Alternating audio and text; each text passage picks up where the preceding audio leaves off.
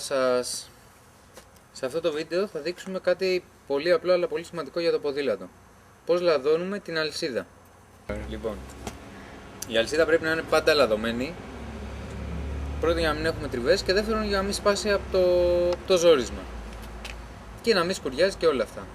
Διαλέγουμε λάδι λεπτό σε κάποιο ποδηλατάδικο ή αν δεν μπορούμε να πάρουμε ποδηλατάδικο,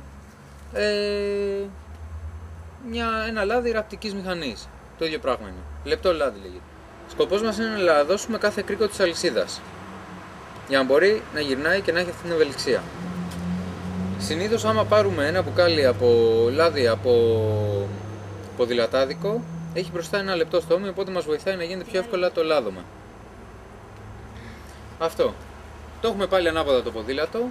Αυτό το έχουμε πει, το βάζουμε ανάποδα γιατί σπίτι μας δεν έχουμε ούτε το stand που υπάρχει στα ποδηλατάδικα, ούτε ίσως κάποιον να μας βοηθήσει. Οπότε μπορούμε να το κάνουμε μόνοι μας εντελώς. Δεν είναι κάτι δύσκολο, είναι κάτι πολύ απλό.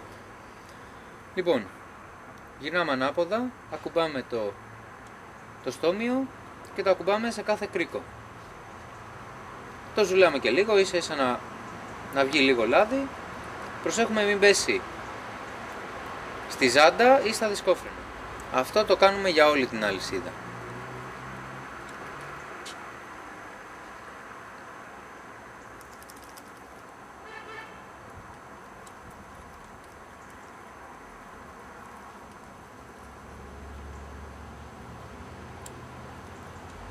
Και λίγο παραπάνω λάδι να πέσει, κακό δεν κάνει. Ωραία. Αφού βεβαιωθούμε ότι έχει λαδωθεί όλη, το γυρνάμε και λίγο ανάποδα,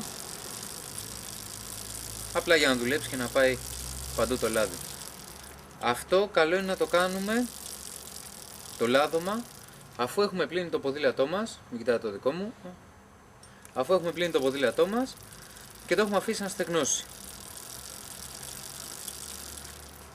Επί τη ευκαιρία, αφού έχουμε βγάλει το λάδι, μπορούμε να λαδώσουμε και κάποια άλλα σημεία του ποδηλάτου για να δουλεύουν καλύτερα, όπως είναι το πίσω ντεραγέ. Βάζουμε λίγο λαδάκι έτσι στις ενώσεις και στις κλειδώσεις του ντεραγέ, στα γραναζάκια του.